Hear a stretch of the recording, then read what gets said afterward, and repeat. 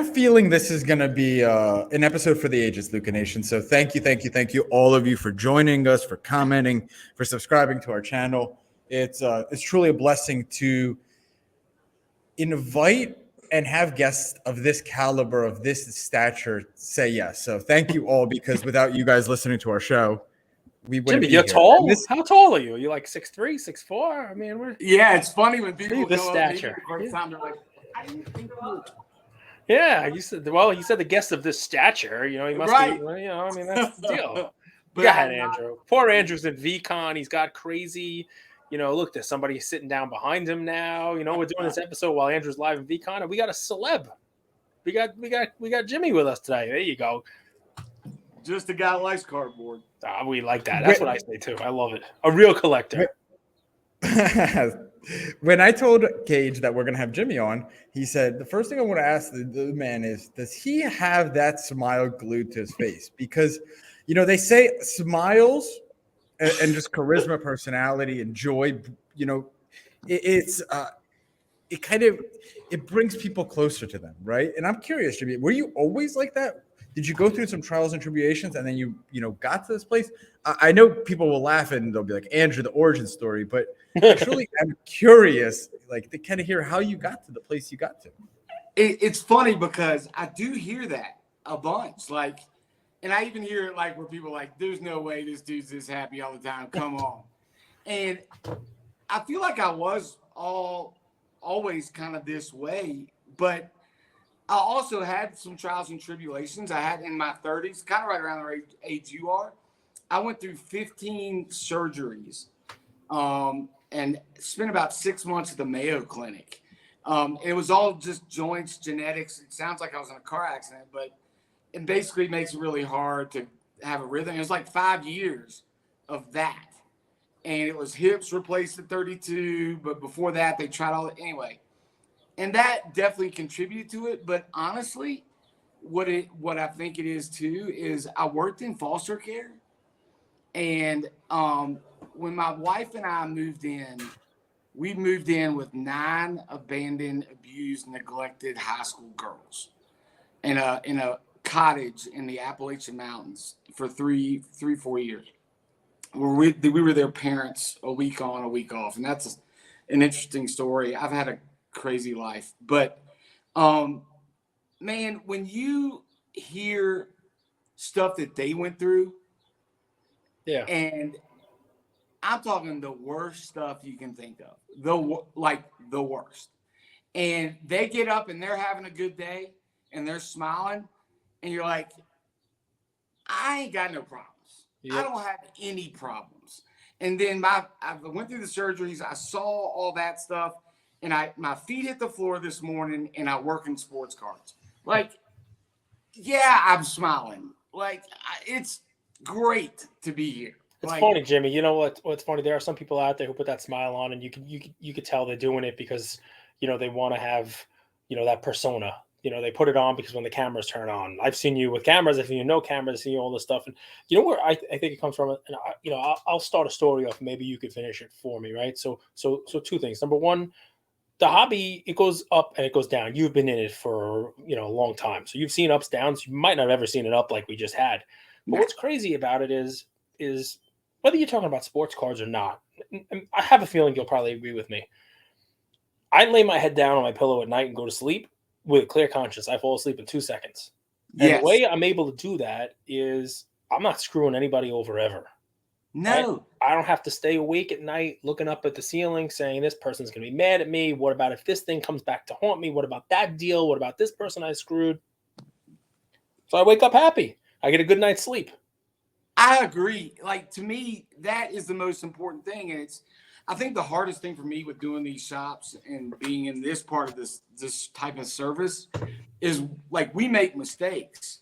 And then we'll get on the phone and call, but they'll be like, you're scamming me or this or that. And it's like, my God, I couldn't sleep. No, we'll fix this right now. I actually had a thing happen while I was down here. And 1 a.m. in the morning, a guy was complaining about something on a break. And I was like, all right, here's what we're going to do and fix it. And, like, I don't want him to even think that we're that type, because it's not about, if it's not about the money, then that does no good. But the most important thing is that feeling when your head hits the pillow. Like I wouldn't be able to sleep Yeah. if So I want to get into where you are now because you're talking about where you are, what you're doing, and where you are both geographically and where you are business wise in the hobby, what you're expanding on the whole life. Andrew started off with the origin story, but let me take you back. And you're opening a pack, and you pull. It's a draft pack, but you pull a Zion RJ Barrett dual auto, right? And it is a yes. 1 of 1, and it's a sick card, and it's people have gotten into the hobby again, but it The hasn't Kentucky reached. fan, he threw it out. Threw it out right there. He almost threw it out. You know what he did? He sold it on eBay, I believe eBay. He sold it, and 100% of the charity, 100% of the proceeds went to Crossnor, whereas the place he was talking about with his wife, where they set up in the mountains and did all this charity work. So anybody who meets Jimmy, there are people we meet in the hobby who are they're fugazi. There are people who don't live the life. They talk the talk. They don't walk the walk. This man has walked it. And that's pretty awesome. So let me just say thank you, because 2 things. Number one, it's amazing you did that. It's amazing the donation. It's amazing donation of the money, the time. I know you talk about it. I know you steer people there. You tell people to have an opportunity to work there if they have that kind of calling. That's amazing. But more importantly, the story was huge. It brought attention to Crossnor. It brought attention to the hobby. So you managed with that 1 card, which didn't enrich you fiscally because you donated all the money, to bring attention to a couple of things in life that you loved by giving the money away. Think about that for a second, guys. Think about that. To me, in my life, and this actually touches on a lot of things that have happened recently too, but I mean, the more you give and have that ability to impact someone's life, I've received back tenfold, 20-fold, whether it be money, whether it be a big card, whether it be time. And anything, that's the biggest struggle I have right now, because I'm so busy that I'm trying to give more time that I don't have. But at least I can give this card. At least I can do this. But to me, it's cards are a vehicle. I mean, I came out of college. I just was a teacher. And that's all I ever wanted to be, was teach. And then I was a high school principal. And then when I was 27, and then went from there into all this other stuff and banking and all that, where I got this ability to do more. But to me, it's about what is your vehicle? For me, out of college, the vehicle was the classroom.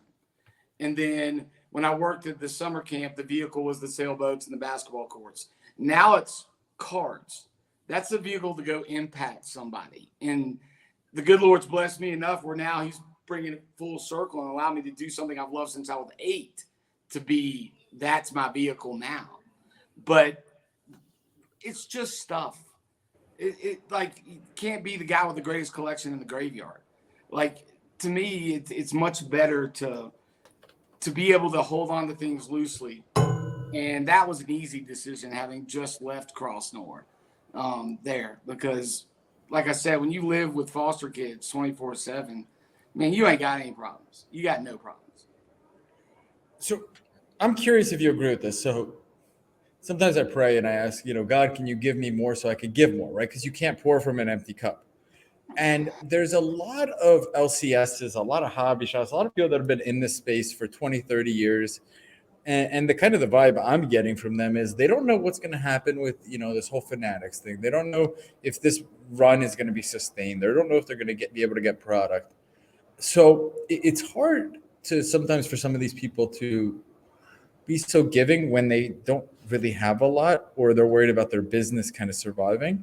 Is there any, you run 2 LCSs or 2 hobby shops? Is that right, Jimmy? Or is it more than that? 4. Can you talk to us? Because what advice would you give, or maybe, what direction would you give them, or what was your breakthrough moment? Because I think that inherently 99.9% of the hobby is very giving, but they have to have a little bit of something to give too. And I think sometimes they miss the business acumen of how to get there. It's funny. I actually had the same conversation with a great guy, Connell Collection, on Instagram. He does sketch work for Tops, and he's a teacher and a wonderful guy. And we've talked about this. And to me, it's not it almost makes it sound with the LCSs, the other folks, that we have to give a certain amount to feel like we really gave. And that's really not the case. So even when I was a teacher making $21,000 a year, that's when I really started giving. And I didn't have much to give. But it's about training yourself to give. And you can make people's day and impact people's life, even if it's $100 card. That is not going to break the LCS that is striving for business greatness, right? That is okay to take that card out and be like, son, take this home. Daughter, take this home. Start your collection. And you can ask, I think you're all having Tracy on next week. You can ask him about it. But I've told every single guy that is going to run one of the shops and everybody in the company, you have to give every month, every week. I'm not saying you got to give a big card away every day, but you have to give, because you're going to see that comes back to you. But even more so what happens, and especially in life and teaching and being a counselor and all that, you'll give something to somebody. It could be small, $15 card. And they've never had that at home.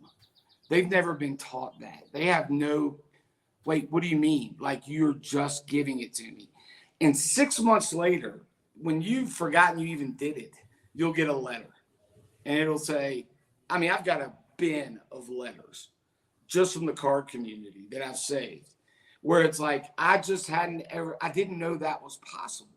Andrew gets the letters all the time too, but they're usually like, they're like hate mail. It's like, like with crazy typewriter, like, we're coming to kill you. Some of them has white powder in it. They're coming to get them. I get letters. I haven't gotten that. I've had some people online be pretty nasty, and it's weird. I don't know why. It's like, okay.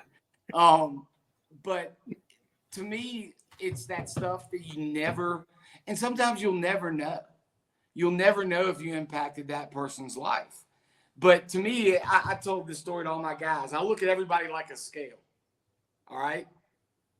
And every time I interact with you, I want to put sand on the right side of the scale. I want to tip your life to the positive in whatever way I can.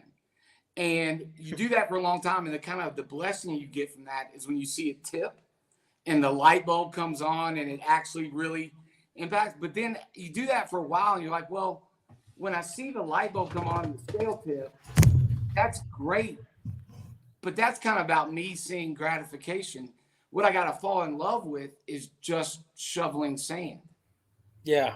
And putting it on the right side. It's funny, we forget about this, right? Because it's something you get taught about when you're a kid. You're supposed to share, and when you're an adult, you're like, why am I sharing? Like, what's the story, right? I forget what my daughter came home from, maybe kindergarten, first grade, and she told us a thing called a bucket dipper and a bucket filler.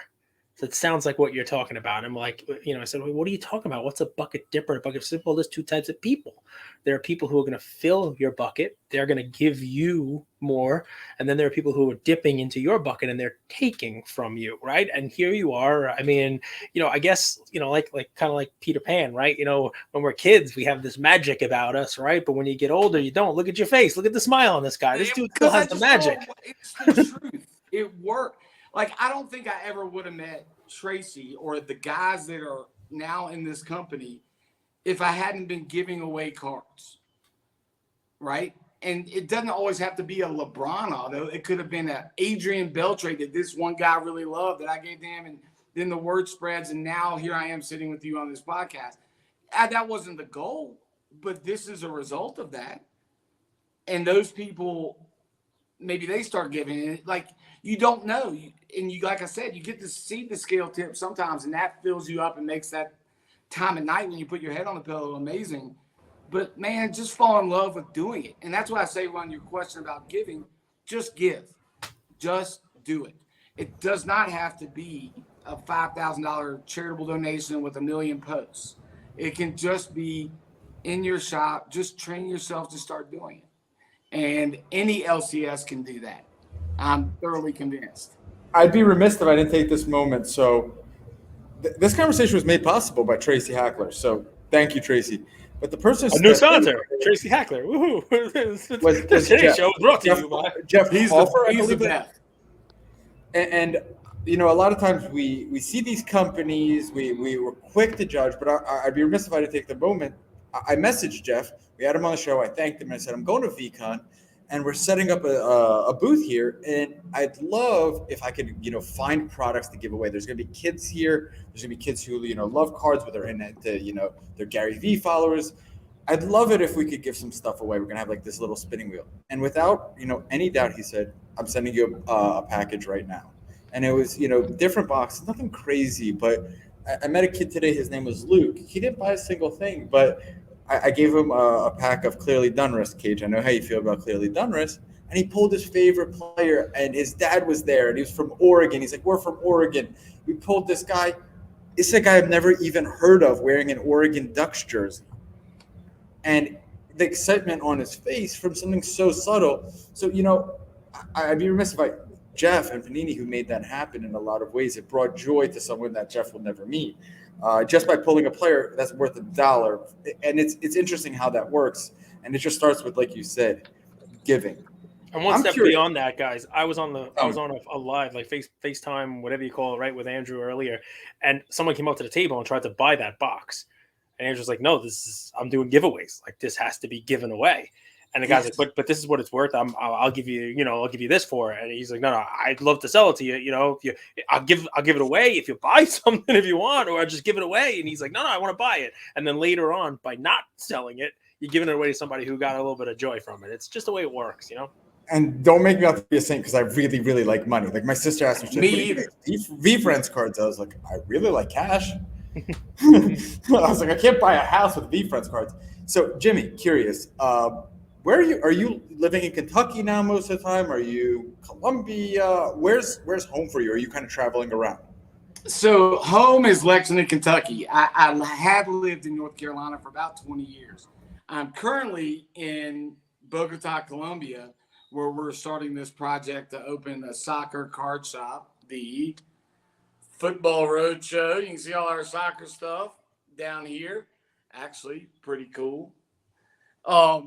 So you already know I'm going to come down there and at least play a little soccer with the kids. You need to come to Kentucky and just hang out for a weekend. We'll go on a distillery tour and have a big old time. You left summer Kentucky to go to Columbia because it's cooler there. It is. It's always Columbia's gorgeous. Oh, it's gorgeous. It is awesome. I didn't know until I got down here and tried to walk 5 steps.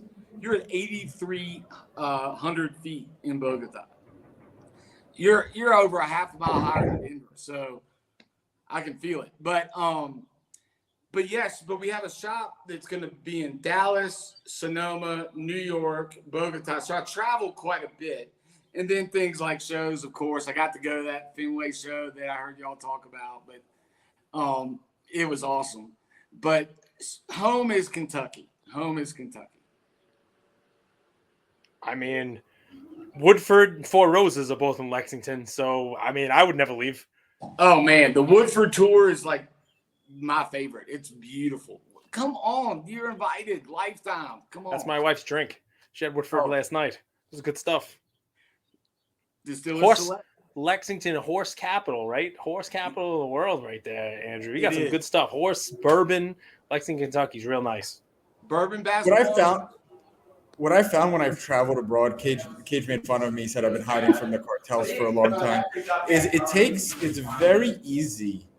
We have it really good in America. A lot of people in America haven't left, but we have it really, really good compared to the rest of the world. And I think sometimes when you travel to these countries, like you give a kid a pair of used boots, a soccer ball, and they're almost, they're ecstatic. Like I think that's so good.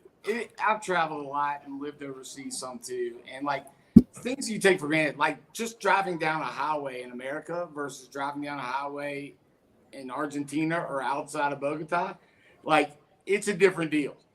It's a different deal. Yeah. Well, I mean, listen, build it up. Bogota's been there for quite some time. So has Lexington, Kentucky. But I mean, now you're expanding to Texas. You're expanding to New York. Let me ask. Okay, we'll do it a different way, because New York is a far cry from the childhood home of Mary Todd Lincoln and the estate of Henry Clay. We're so impressed. We're here in New York, right? We're doing our thing, right? But let's think about it. New York, are you going to be in New York proper, like New York City, Manhattan? Actually, it's in Bronxville. Say a little smart. So already being smart, because what we've seen here is, we've seen take it for wherever it comes. We'll never know the details, but New York stores, I've talked about this, for quite some time, they are a great idea when there's a boom. But, from 2011 or so until, very recently, there was no store in New York because rent And is Bronxville crazy. feels like small town North Carolina. Bronxville's And nice. Our rent is less in New York than it is in Dallas. Right. You can rent a bathroom in New York. Right. In New York City, you'll probably have a whole huge place in Bronxville for the price of the And bathroom. you'll have, yeah, it is. It's an old shoe store, and it opens, I think, in the next 2 to 3 weeks, probably. Nice. We're just waiting on a couple things, but you wouldn't believe it. And that, I mean, we did all our research too. Median income's $200,000, all that different stuff. It's where Goodell lives, actually. Bronxville's really, really, it's very nice. Metro North, right up from the city, easy to get there, and definitely a nice neighborhood, 100%. Sorry, Andrew, go ahead. I wanted to throw the Henry Clay and Mary Todd Lincoln stuff in there. I was so impressed. Cage is a New Yorker. He's a true New Yorker. What challenges do you run into opening an LCS? Like, I imagine you have a team, they believe in the vision, they believe in you. You're as good a salesperson, brand, as it comes from. So they follow you as a leader. I'm sure you run into challenges. What are they? Definitely. And I would say the main logistical challenge is one thing, and then kind of the vision that we're trying to build is another. But the main challenge is the allocation game and distribution, no doubt. It's not hard to rent a place and build it, but we're not really doing it kind of the way most would, and it's on purpose because it's kind of the actual vision, which is, so the goal to me is it's create this community, like truly create it. I'm trying to think of the best way to put this. Here we go. So you can imagine if when you were younger, if you had a dream to do a card shop, how to do it. And then you go through your whole life and you get to a point where you have the money from working in I helped start a bank and a software company and other things, where it's not the normal business model where it's really go as tight as you can and make it extraordinarily efficient on the build outs and all that. It's, I'm at this point in my life, I've got this in the bank. I can build it without that stress and that pressure exactly the way I want. Like, for instance, if you see these other guys, like if it was just about the money, you would probably just hire 40 breakers and put them in an office building. If it was just about a card shop that had your end over end, constant ROI, keep the space simple, make it almost like an Apple store, but keep it simple and go, right? But ours, like for instance, in Kentucky, I bought the old baseline from Rupp Arena. And you walk in on history every time. And we're expanding, and we don't need to expand, but the place next door moved out, and I'm putting couches, a coffee bar for moms, all that stuff for when they come in. If you look at California, another thing we bought is a piece of the Staples Center floor from the 2011 All-Star game where Kobe was the MVP and Blake jumped over the car. And we're putting that in a wine humidor thing, except not wine, it's cards, and you walk in on that history. Where if you're doing a normal card shop, you're not spending that on fixtures. That's right? a cost, not an investment. If you're doing it, but it makes coming to the shop an event. It makes the shop itself an attraction. You know what I mean? So it's definitely a different way of doing it. Pretty cool. I think the other piece of it is who's running them, right? So other than Tracy, myself, David, and my partner, Brian Fillmore, we're the oldest guys there. I went out and hired all guys between 25 and 31 who are great people, and they're younger, and they don't have a lot. They've got some experience, but not entrepreneurship, business, startup, which of course this is. And it's because I want them, and that's more of a strain on us because we've got to teach, right? And we've got to train them. And it's not, but that's what I want to do. I want to help the next generation become great card guys and shop owners that aren't afraid to give, that'll spend a little bit extra to make it a great experience for the customers and all of that. And that they can teach me as much as I can teach them. But normally you go hire some seasoned guy that you could give him a little bump and run this efficiently. Okay, I want you guys to make mistakes, tell me, take risks, go. Just go, and let's try and change this, because there's never been a card shop from New York to California, right? There's been guys that own shops in the same city, like Mitch at Bullpen. I love Mitch. He's got, 7 shops or something in LA. But if we're going to really try and change this, and this hobby's been around since the 1860s, Reconstruction, right? Then, the first guys looking at their PCs are doing it with a candle and going to the bathroom outside, right? Like, it's time, and there's this big boom and all that we can talk about. But if there's a time to try this differently and do it, I want to do it right, because I'm at the point in my life where I don't mind spending the money. I don't mind getting the young guys in, because I want to create something that's lasting. And it's not just about me, because I truly believe anything truly great must be transferable. It can't live and die with one man's personality. So when I'm gone, does this still work? Does it move on to Justin and Cody and Ryan and Kevin and all my guys and Tracy? Like all these, can anybody step in and take this even further? And that's kind of the goal. So let's get the young guys in that have the right hearts and train them, because we can teach you cards and business. We can't teach how good your heart is. It's funny you said that. The first person that came to my mind, Dr. Beckett. And we actually haven't had the privilege to have him on. We were meant to have him on at Mint, but there was a scheduling conflict. But he changed the industry, did he not? Right. I met him for the first time at Mint, and it was awesome. He is a great. You met Dr. Beckett. Remember, Cagers? The first person that came to my mind, transferable, lives beyond, is Dr. Beckett. Who got you into cards, Jimmy? I'm curious. Actually, it was random. When I 8 years old, went to a card shop with some friends after like a t-ball game, and I'll never forget it. I went in. They had 85 tops packs, and I said, "Well, who do I want to get?" And they said, "Dwight Gooden." Dwight Gooden. And Joe Carter. First card on top, Dwight Gooden, 85. Oh. And of course, then you're done. Watch, the next card was the Mark McGuire Olympic team, but nobody knew at the time that was going to be important. And Corey Snyder. O.B. McDowell. Right. So I was hooked from then on, but my dad never collected. It was all by happenstance. Nobody in my family ever did. But, man, you hit the card that the card shop tells you want, the first pack you ever opened. And I still have the card in my safe at the shop. Wow. Same card. That's amazing. I mean, listen, it's fun stuff, and I love the transferable stuff. And so Jimmy, listen, let me give you a little credit where it's due here, right? Because it sounds like the model you're building is your own stuff. You're not, knocking on doors and saying, just put Kentucky Roadshow on a store in Bronxville, right? You're starting it from scratch. New York Roadshow.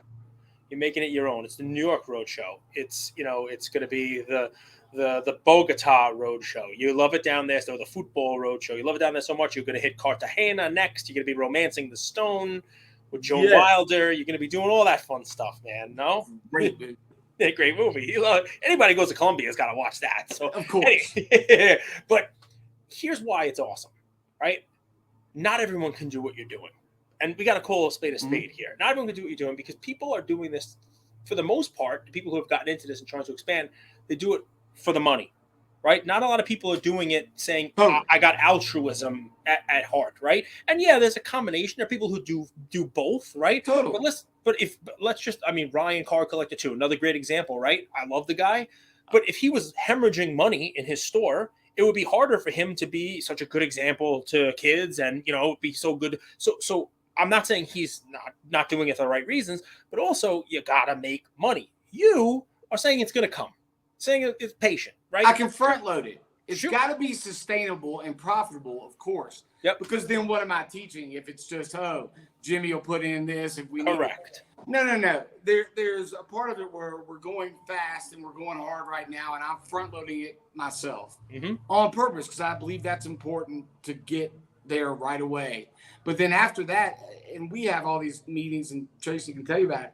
It's all about smart business, sustainability, profitability, and then use that to give. And I want all my guys that they get. It's a better deal than running a Chick-fil-A. I can tell you that. I've compared the models where these guys that run these shops at 25 years old can make way more than I ever dreamed at until I was in my mid-30s. Yeah.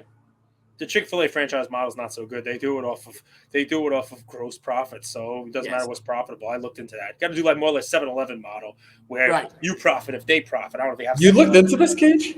Dude, I look into everything. I have 2 kids. And no one ever sat me down and said there are different ways of doing life. They just said go to college, waste your money, take out loans, and be beholden to those. The way I sat you down, and sort of.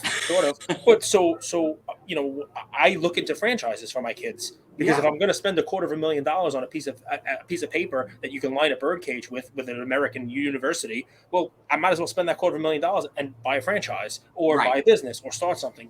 But that was never something that was in the cards or made possible for me. That's why I love talking to people like Jimmy, because you know what he's doing? He's taking a chance. But when you're betting on yourself, is it much of a chance? You know what you can do. Yes. Mind if I say, so I personally think altruism, in the way I hear it, is the business model. So I'll give you an example. We've done 680 episodes. Let's say we had 200 guests. Not a single guest has said this message. He said, subject line, y'all, I'm so juiced. He said, been shotgunning your episodes and I feel like your country cousin. Y'all are on it. Such similar views on all this. Seriously, can't wait. Not a single person. And to me, what I think about altruism is, I didn't even know you could reply to our things, dude. It's true. It's the first person to ever do that. I didn't even know you could reply. I was so excited when y'all sent me the link and I was listening to all this. I was like, these are my guys. Like, I've been missing this. And I just listened to a bunch of your episodes, not all of them. Here's why I think we've had success. Remember your show, The Come Up with Cage, where you wanted to interview people who are just starting out in the hobby? Yeah, I wish we had time. That's altruistic. That takes your time. We do it. Now we just do it under this. I mean, AIH Sports Head, you just start. That's altruistic, right? That's your time. You're a lawyer. You could get paid $300 for that hour, $500 for that hour. Yeah. You could go to and sell cards on whatnot. That's altruism. But that is a good business model because you believe in people who are starting up in the space. Yes. And I don't think that's done enough. I don't think we believe in each other enough. Right? Because we're such a small community. You believe in these people. Eventually they become bigger. But it helps them get on solid footing, right? So I didn't do too many of them, but I know Slab Shelf was one of the guys that I had on, right? And he was not a huge thing. He made he worked for the Nets, if you remember our interview with him. Guys, go back and listen and come up with Cage, Slab Shelf, John. And he was working on his stuff, and it's nice, easy, put your cards in the shelf and blah blah. Well, now I'm pretty sure he is part running, or a family member of his is doing the Red Bull show at Red Bull Arena in New Jersey in June. So he sent me the invite. He's like, you should come. The Topps Red Bull, it's like a Red Bull collab where like before the game, everybody's coming and doing cards and like a trade night at the show. Now, I'm not saying he would have left the hobby if I didn't have him on the show. But it's one of those things, right? Where, all right, now he sent a message. You should come to the show. You should come to this. So it does. It's like Jimmy was saying, right? Like you'll get a message months later. It's like, here you go. Like, what does it cost us? A couple minutes? A little bit of time? And that's the thing is, like, especially in business, so many people, whether it be like going back to your American University point where you go to business. I didn't go to business school at all. But it's like, you got to do this and you got to do this and you can't give this until you do that. And man, look, it's a benefit of age, but I'm like, guys, some of that's just garbage. You can't own a store and be a collector. Well, too bad. I'm going to be both. Like that's just how it goes. No, it means you got to have some discipline and you got to do that. Like, it's okay. It's not easy, Jimmy. Trust you, and we're going to do this the right way.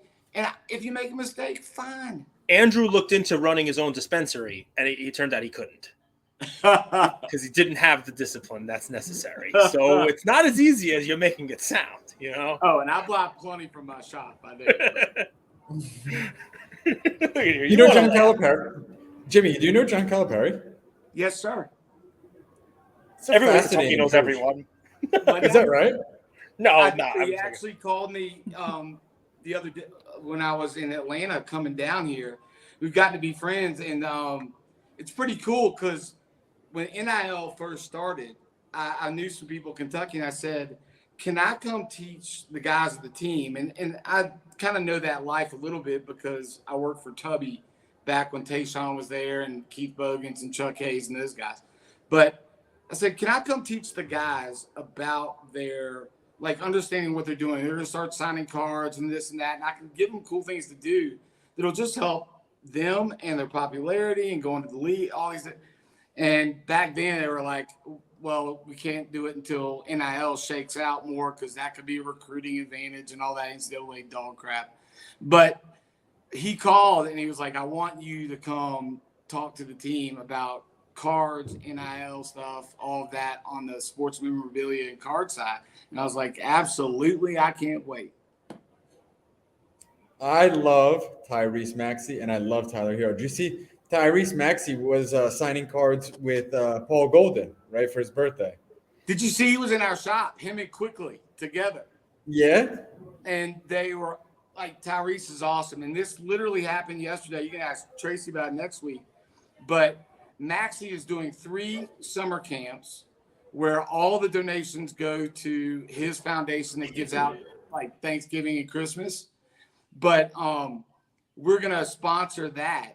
And it's going to be fantastic because Maxey is awesome.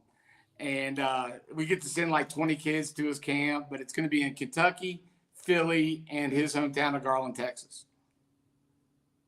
All right. Well, he's on mute, so he's talking to somebody, but I'll ask you a fun question. I do this because I'm kind of an idiot.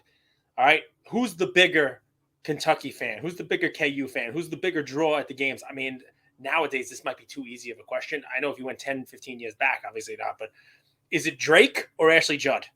Like, who draws in more of a crowd? Well, first, you definitely want to say UK instead of KU because that's UK. Kansas. Kansas, yes, UK. That which would be horrible. I'd be stoned. Oh my gosh, it would be terrible. Kentucky, but you'd be challenged to a duel. That's it. Judd, the cool thing about Ashley Judd back in the day too, when she would come, is like she knows her stuff. Like she knows the game. But now it's got to be Drake. He's up there. He doesn't come as much. LeBron's been there once, but I would say Drake now is the biggest. I mean, he's got his own. The Calipari's got his own OVO Jordans. Got the Calipari pack with Drake. Yeah, the 8, right? Yeah, he's got. I actually was able to score a pair, which was pretty awesome. But he's got one in his office signed by him and Drake, and they're amazing. It's pretty awesome. What do you think makes Coach Cal such a special leader? Because what's interesting about him is he's able to coach teams with just insane talent. Anthony Davis, Boogie Cousins, that team was insane. And people think, oh, of course it's easy to coach that team. No, that's a bunch of egos all fighting for the number 1 draft pick, and they all want shots. They're kids, right? What do you think makes him such a good leader, both recruiting and then coaching teams and demanding so much from them? Yeah, because I know Calipari is a very divisive figure, right? A lot of people are like, oh, he's cheating and paying players and all that. I mean, he's been in Kentucky over, 12 years now and hadn't been anything like – and, of course, after you get John Wall and Cousins and Bledsoe and you've produced – I mean, look how – like, open a pack of contenders and tell me how many Kentucky players you get. Every pack. It's crazy. But I think people really underestimate how hard it is to juggle those egos. I mean, we've seen really talented guys go to other schools where it's 1 or 2 guys and they don't do anything. So it's not just roll the ball out. That's always a stupid thing to me.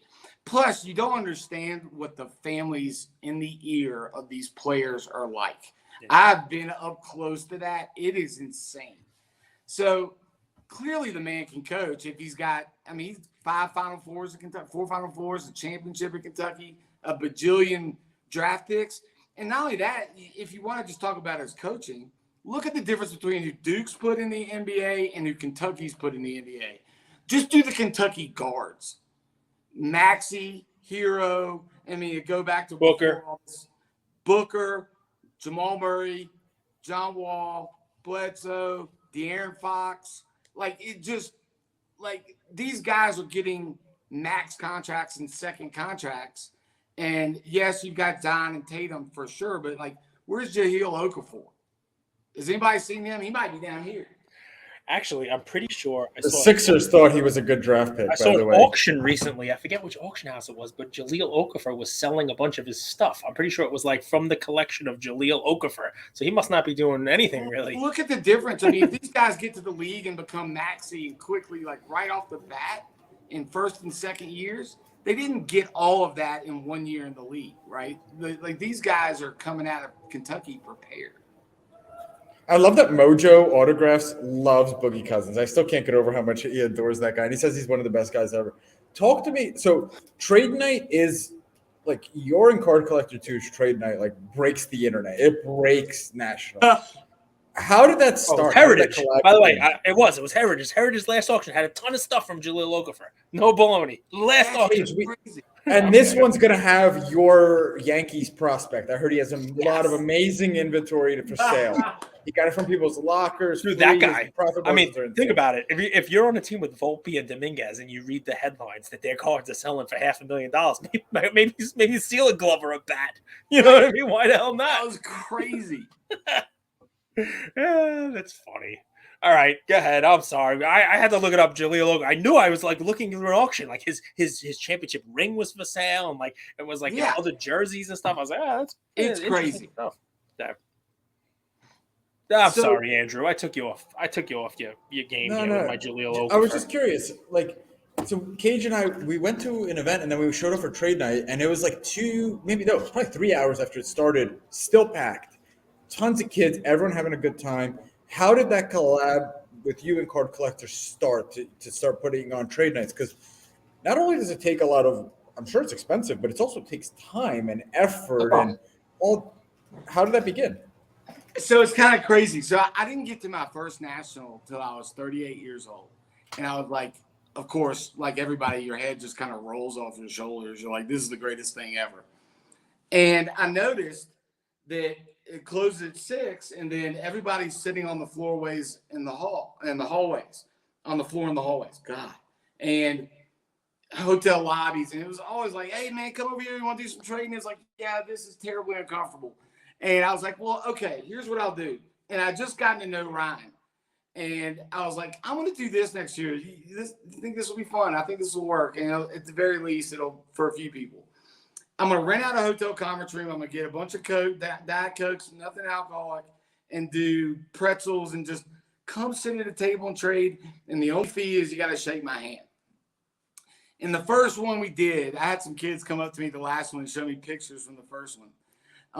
It was like 35 people, maybe. Second one was like 100 people. Third one was like 250. And then I took a job as a staff director at camp, a big YMCA camp, hiring kids. And I couldn't be there in the summer at the trade night. And I was like, Ryan. And by this time, Ryan and I were close friends. I was like, dude, this can't die. I'll fund it if you'll run it. And then he jumped in and he got other sponsors in, of course, because he's got a great drive and business mind. And I love Ryan to death. And he took it up, and then it went to like 1,500 people.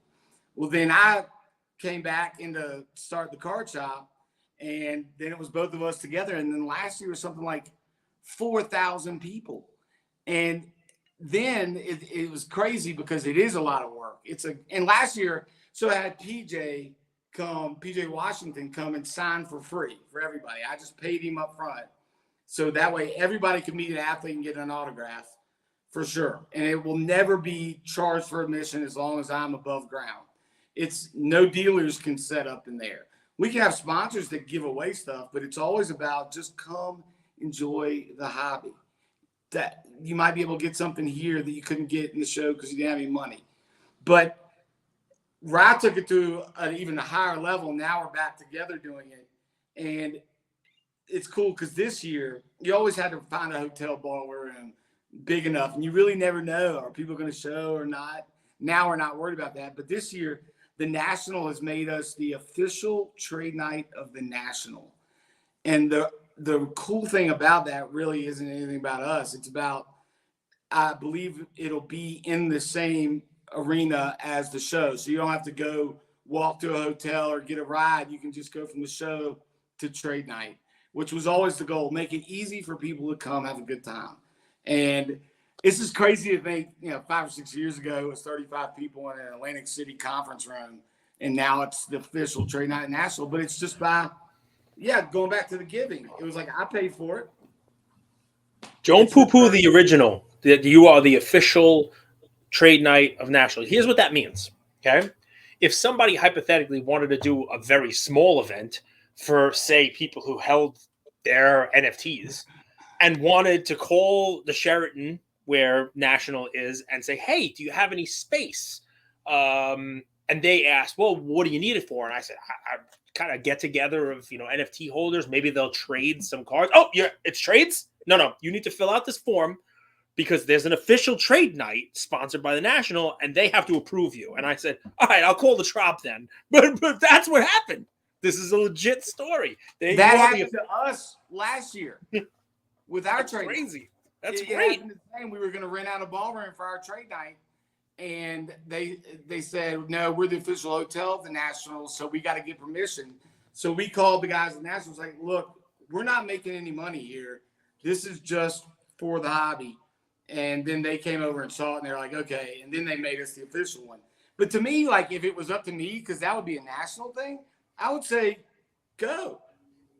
That's how this happens. I can assure you I'm not making any money. About 90% of what I do is losing money. It's kind of what I'm about. If somebody wanted to do an official basketball trade night or whatever you want to call it, XYZ trade night over here, Ryan and I, neither of us are the guys that are going to be like, no, you can't do that. That's not, dude. We want to do the official beach volleyball of the National. Yes. Tournament. Cornhole. Yeah. Cornhole. But yeah, that wouldn't be that would be they want to, but I think it's also because they don't want. I think it's more when people set up and are selling. Yeah. Which we don't do any of that. I'm curious, Jimmy. So booms are good for industries in the sense that they bring a lot of people in. Do you think booms are healthy? Because what I've seen, and this has happened in cards and now happening in NFTs, when you have this crazy run in prices, crazy run in excitement, there's always the other side of it, right? Yeah. And it seems that after that, people start kind of eating each other. They start coming after each other. They start, and you've been in this for a while. You see it from a more retail standpoint, from the collector standpoint. You have relationships. What do you think? Are you hopeful for sustained growth? Is there a piece of wisdom for people? How do you view what we've seen in the last 2 years and maybe what we see going forward? Sure, absolutely. And having been in banking for 10 years and fintech and all that, I can tell you, to me, it was always going to come back down. Like, that was never a question in my mind. But it's more about those same people that eat each other. They also won't be collecting cards in 5 years or 10 years. They'll be moving on to the next asset class and doing the same thing there, because that's kind of what they were in it for in the first place. Some of them will fall in love with it and stay, and that's inevitable too. I think, to me, what the boom was, and you saw cards going like this for 10, 15 years since LeBron's rookie year. People always say yes, the pandemic, no question, contributed. But if you go back and Google it, there was an article in 2019 in Forbes that said, pre-pandemic, if you invest in the top S&P 500 stocks or the top 100 baseball cards of all time, the baseball cards beat the stocks by 153%. I think that had as much to do with bringing the asset class people in as anything. Then they just had time during the pandemic. But to me, it's a sign of a healthy market. A healthy market that is sustainable over time goes through booms and goes down. It's not just boom, down, done, the market's cooked, right? And we'll see what happens with NFTs and with crypto and all that. But like I was saying earlier, this has been around since Reconstruction of the Civil War. Its market is sustainable. It's survived every depression and recession and war. Okay, so it's changing, and we had a big boom, and now it's come back down. Great. The people that probably should fall off will fall off. What to me I see out of the boom is the biggest benefit is the new age collector that, just like me, when I got older and had disposable income, I'm going to get that Michael Jordan card I always wanted. I'm going back. And all these kids are going to come back and be like, Jimmy, I saw that Steph Curry in your shop when I was 16 and I couldn't afford it. And dadgummit, now I can. That's why I have a mantle. All of that. Those kids aren't being invested. 100% right. But to me, that's the product of the boom, or the eyes on the hobby. So, yeah, people eat each other and all that. To me, basically you're describing any good market. It has ups, it has downs, and it's going this way.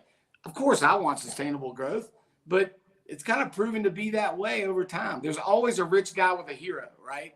So yeah, a Tyler hero. That's the rich guy I'm partnered with. I love the shirt, man. Love the shirt. That's Andrew's guy. He was endearing. That's why Jimmy wore it. Yeah, I heard you on that podcast when I listened to it. And I know you were on him early, and he's my Kentucky guy. So God, I hope I get him in the shop one day. Why not? He's probably dressed very well too. Probably look interesting. I love that dude. He's interesting because he plays better when he's off the bench. When he's off the bench, he comes in full attack mode. It's incredible. It's incredible watching that guy shoot, and I remember telling people, like, I'm not an investment guy, but the cool thing about the Kentucky stuff, there's another guard, Keldon Johnson. It's like when you're around this and you can see, that guy's got a high motor. That guy's got this, because we're around it all the time in Lexington. Like Keldon Johnson, I was telling people they would come in the shop, like, you should probably pick him up, because here's what's going to happen. We saw him. He's a high motor, last pick in the draft, not a lot of eyes. Popovich doesn't play rookies. Go get Keldon Johnson silvers for $5, because when he gets in, he's gonna go hard. And now he's pretty daggone good. But just the benefit of being in Lexington, I guess. Kentucky, he's bleeding blue. I love it. Always. You gotta love it.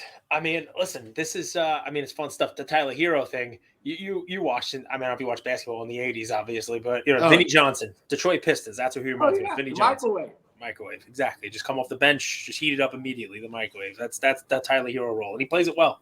Oh yeah, he does. I'm a junkie, basketball junkie. I've been. So I watched all that in the 80s. Normally, this is the point in the episode before we say goodbye where I ask you for advice to give, to young people in the hobby, people who might have just come in, you name it. But you've already given more than enough advice. You've given the, keep smiling, what you're doing. You've given the, try to be charitable. You've given the whole 9 yards. So I guess really let's try to focus it, right? Because I love having guests on like you who have seen a thing or two, right? You didn't just show up and park yourself in the hobby on the middle of that huge uptick, right? You've seen it before, you name it. So let's talk about the people who have gotten in the last year or 18 months. And you can take it however you like. It could be a collector, or it can be somebody who started a business during that time in the hobby. Somebody who came in thinking that it was going to continue to be like this, and maybe they're having a little bit of trouble now. Maybe it's not where they thought they were going to be when they started forecasting out what they were going to do.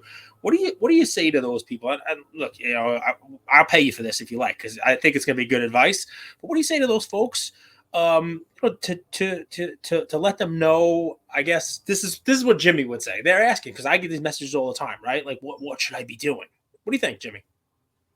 Okay, so first the collector. Let me talk the collectors, and then I'll get to the other ones. What I always tell kids or people that are just getting in, because we have them all ages, sizes, genders, you name it, to come in. I always say, look, if your collection went to zero market value, would you still have it up on your bookshelf, your mantle?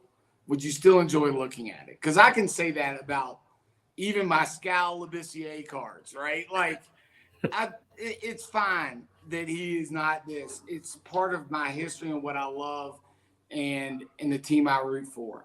So if you're going to be a collector, truly, and we all fall into it. I've fallen into it. You follow the crowd. You're like, oh my God, I got to get an Aaron Rodgers. And it's like, I'm not even a Packers fan. Like, I don't, what am I doing? Okay, that's cool. And I like to have it diverse, but pick your focus and go that way for a while. And then if you want to shift it, go that way for a little while, but be patient and make sure that there is some inherent personal value to what you buy if you're collecting, and not just going, Bull had a good summer league. Oh my God, I'm gonna go get a million of those. Don't feel the pressure from online to do that. Just collect what you love. Find somebody to do it with. I think that is nothing. Be it your dad, your friend. Doesn't even have to be the same player or anything, but that tends to increase the level of what you love it. That sharing. These things are made to share. These experiences. I always said, like, people are like, you got this great collection. Why are you giving me this? It's like, because I'm not going to build a throne room to myself. Because eventually you're the only one sitting in it. Like, it's better to give and have you come be a part of this with me. I think to the people that start business, the business side of this, there are so many unknowns. And you think about why we've gone so fast to open these shops and be marketably different than, because we were fine and profitable in Kentucky just alone. I could have done that the rest of my life. But to me, it's about, you have to be willing to evolve. That is the best thing to me. Whether it's like, okay, we're doing this, we were churning and burning PSA slabs. That all is different now. I'm not making as much. But I never liked the online media thing, and I hate Twitter, and I hate this. Well, you need to probably evolve, and you can find some lane in there to tell stories, to be engaged that can bring you more business. But you gotta grind on that. Or if you're like, no, I don't have time to grade all these cards to try and increase the margins over here. No, you got to learn now. It's the real work of understanding the hobby and the way it moves that is in for those guys. And I think the advice is to get those other voices around, because when you're running a business, if you're just by yourself and maybe you're one guy or two guys with you in your LCS and you're stressed and the margins are dropping and all that, that panic can multiply. I think when it's just that, you've got to go get other voices and you got to get other people in and take the time to do that. Like, I learned so much from flying Mojo back to him and Santiago and those guys, but Mojo out to Kentucky just to show him the shop and take him, because I knew he loved Cousins, so I took him over to the practice facility and all that. And it's like, okay, so what are you doing? Tell me this. Like, you have to, what are the young guys doing? That's why I hire young guys that I'm missing, because I'm an old school collector and all this. Get those other voices in the room, and you'll probably find some way to make money in a different way. And to me, I'm always trying to create different revenue streams. Okay, what about all these base cards? Well, let's ship them all to COMC. Let's go do this. What other ways can I think of to do this that isn't what I like or naturally what I was thinking back when I was in the boom? I love it. And listen, guys, I think what I'm going to parse out there is have some fun, collect, right? You can collect an obscure person. I'll go back to him because he's kind of your partner for the trade night. We'll talk it up now, right? Look at Ryan Card Collector's two most recent posts about the kid that he collected. Donnie Nick. Yeah, the Ohio State guy. He's got the jersey now and the whole. I mean, like, that's a cool story. It's one of those things where, like, it's probably not worth anything to many other people, but to him, this is like a grail, right? So that's part of collecting. But I will say this, right? So be careful with one piece of advice Jimmy's giving you. Don't fall too much in love with your local team, right? Because Kentucky's great, and you can have a collection of it in the whole 9 yards. But Jimmy's lucky he came into the collecting world in '85, because he came in 84. He would have been better off giving up Kentucky for North Carolina. Oh, that hurts so much. We beat them by 30 this year, and Kansas, but anyway. But Sam Bowie was pick number 2. Yes. And Michael Jordan was pick number 3. I've got lots of horror stories from guys in Kentucky trading Jordans for Bowies. Lots of those in the shop. It's just one of those things, guys. One of those things. But Jimmy, we love you. It looks like Andrew, you got to run. You're going to be on stage. You're moderating a panel or something? I'm not moderating. We're selling cards, having a great time. VCon is incredible. I don't actually have to go anywhere, Cage. My computer was just dying, so I was going to go plug it back in. That's okay. I mean, it's an hour. So sorry, I could talk. No, Jimmy, I talked to you for 4 hours, man. We could do a weekly show with you. Forget about it, because we love that you're on, you're smiling, you're happy, you're doing your thing. And I got to tell you, well, let's just say thank you thanks for coming on, because the way the hobby is now, just the way kind of like the overall, I guess the overall mental state of the hobby, if we could say it has one, right? It's kind of weird, Yeah. is it's down. It really is. There's a lot of No doubt. animosity. There's a lot of kind of like, nitpicking. There's a lot of people looking for problems. And Of course. if you look hard enough, you're going to find problems in the hobby. So I love bringing somebody like you on that's like, you know what? It happens. You know what I mean? 1860, whatever, there was the Cincinnati Redlegs card, right? I mean, we'll be here. The cards will be here after we're gone. The cards will be here when we're, when none of us are here to collect anymore. And people do need to hear that, right? Because It will endure. Yeah. It has. It's like Andrew said, like 99% of the people in this it's a vocal minority that are looking for the problems. Every time I'm at shows, it's giving, it's people, they're nice, and like, not talking about me, I'm talking about other people. The majority of this hobby is incredible. It shall endure, and you just layered in another killer generation for that.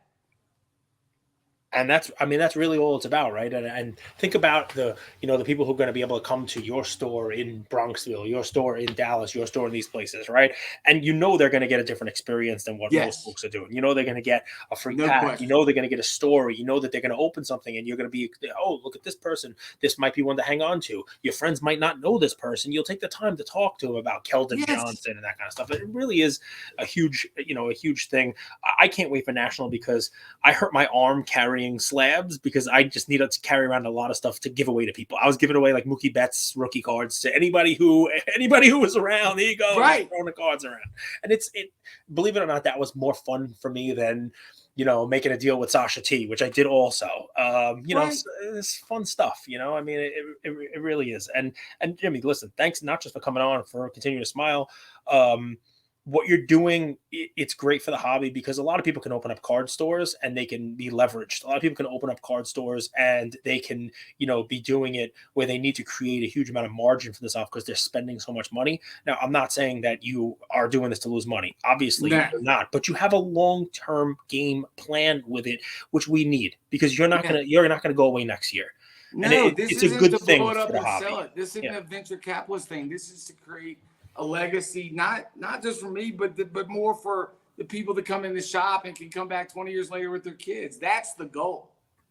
Yeah. And I mean, listen, it's kind of one of the things that we do need, right? Because you're going to have a lot of headlines of cards that were $700,000 are now selling for $250,000. That article is slanted in a way, right? It doesn't say that same card was $100,000 the year before. It doesn't say, hey, 2 years ago, this card that's $100,000 is now $250,000. It slants just like you can slant a chart. And I have a feeling that you're going to start to see that. I mean, somebody posted in one of our groups today, Andrew, a store going out of business sign. I don't know if it was on Facebook or whatever it was. And it was like, hey, go support these guys. They're having a clearance sale. They're, the whole 9 yards. And we're like, okay, wow, you don't really see that too often. By me in the city, a Starbucks just closed, which you never see. You know what I mean? It's one of those things. So I have a feeling that if that starts happening more, you're going to start to see articles slanted in a way. Hey, what was a huge hobby and a big moneymaker during COVID is now a wasteland. It's now a place where people have gone to lose money. This many card shops have lost money. We'll call it a beacon. You will be there. People will know you will be there. You're doing it the right way. And I appreciate that, because I will not be gone. I will be here. I've been here for a long time, and I'll be here. And I know that, that people will see your business expanding and growing through ups and downs. And that's a great thing for the hobby. So thank you, man. And it's a great thing for the market. It's going to happen. It's going to happen. And we'll be here. We'll be right here. Andrew? This dude's the man. I love it. I'll talk to him for 4 hours. I don't care. Look what you got going on there. Wow. Listen. I went into today. I've never been a dealer. I've never dealt before. Never set up. Here's my booth right there. Thank you, by the way, to Slabstock, who provided an extra one of whatever those wooden things are called. But I thought, showcase. What's the best showcase to go into Tiffany? I've never done this. I don't have experience, dealing or being a seller. Let's go in. Jimmy and I are doing a podcast, so let's go in with a smile and see what happens. Record day, and it's just having a smile, having gifts, making people feel good. I kind of want to be a dealer from now on. This has been one of my most fun days. It's a blast. Setting up, it's kind of fun. It's a blast. Come do a shop with us. Jimmy, thank you so much. I know you're going to say nothing. Do to support. Oh, just doing this and being who you are. Like I was saying before we got on, I just appreciate your voice. It's not the clickbait. Look at the drama. Oh my gosh, these guys did that. There's plenty of that. There's plenty of that out there. But like, okay, let's intelligently investigate what are the good things? What are the pitfalls? Let's do this and do it in a calm, patient, intelligent way. I appreciate that a lot because I'm not falling for the other stuff that these other guys are saying. They're just trying to get ad revenue. Good for them. Great. This is the important stuff. That's why you got 680 episodes. Well, that's because we're nuts and we show up every single day. But you got to be a little nuts. There's a reason. There's a reason. And to me, that's the kind of support to have. Knowing that there are guys like you out there doing this, that makes my day better. Appreciate You know, that. it's funny. Really Cages, we had this, what are we, an hour 5 in? A lot of the principles you're talking about, I'm thinking about how lucky I am to have a co-host, a business partner like Cage. Because, you know, I wouldn't have been able to do 680 episodes alone. I don't think I would have been able to do 600 episodes with any other single human being in this world except for you. So thank you, man. I got to say thank you for you as a business partner. Jimmy, thank you so much for coming on. It's an honor. It's an honor. Thank Tracy for setting it up, and we'll have you on again, man. Maybe in the lead up. I'm sure Ryan's going to be talking up, trade night, on his podcast and the whole deal. But we'll have you on in the lead up, and make sure everybody knows where to go and who's going to be there and stuff like that as we get closer to the event, because it's a really cool thing you do. And a lot of people probably don't realize you don't make any money. It costs you money. You lose money doing the show. Zero. You know what I mean? So Zero. Doing the trade night. So It's about the hobby. And people always are skeptical, and it's like, I'm doing this for a long time and been doing this for 6 years. That's just the truth. I know it's hard to believe. It's just the truth. Love you, Luca Nation. And go look up Scalabassiere. He was supposed to be like the next thing since, I think he was compared to Shaq at one point. Nice. He was. Love you, Luca Nation. Thank you all for listening to another episode of Lucas, Tigers, and Bronzo Mai. I wanted to tell you about a new service that we have starting as of today, and I'm really, really excited to bring it to you guys. So, as a part of our partnership with SGC, we got 50 free submissions every single month, and many of you have taken advantage of that. And it's amazing that we could have the opportunity to 650 episodes, 675 episodes in, to go ahead and give back to our community. As people were sending those cards in, they asked, can we send 5, 10, 20 more cards to you guys? We'll pay for it, but we wanted them graded with SGC. You guys know SGC is turning cards around in 13 to 14 business days, have incredible customer service, and their secondary market values are going up day after day after day. And that's exciting for the hobby and exciting for the grading landscape. So we didn't want to just rush into it. We wanted to do it right. And what we did was I relocated here to Boca Raton, Florida. I opened up a P.O. box maybe 5 minutes away from SGC, and I will be hand delivering and hand picking up the cards. So you don't have to worry about anyone else touching your cards. It will be me, and I will update you every step of the way. So here's how it's going to work. I'm going to personally pick up the cards from a P.O. box, prep them, new card saver, new penny sleeve, and deliver them to SGC every single Tuesday. Why Tuesday? Well, it lets the stragglers over the weekend come back through on Monday and gives me a day to prep, and it basically gives SGC the entire week to work on grading those cards. Once your cards pop, only then at the end of the process will you be paying for the service. It's $25 per card, simple as that, and the turnaround times have never been faster. We're hearing right now 13, 14, less than 20 business days. So there it is. 9170 Glades Road, number 135 is the P.O. Box in Boca Raton, Florida, 33434. 9170 Glades Road, number 135, Boca Raton, Florida, 33434. Of course, you could shoot me an email or shoot me a text anytime, and I'm always available. Many of you already have my email. It's iamandrewgoldberg@gmail.com. or my cell phone number, 215-519-9154. Reach out with any questions. I could walk you through the process. I've hopped on the call with quite a few of you, and I'm happy to do that. Love you, Luca Nation.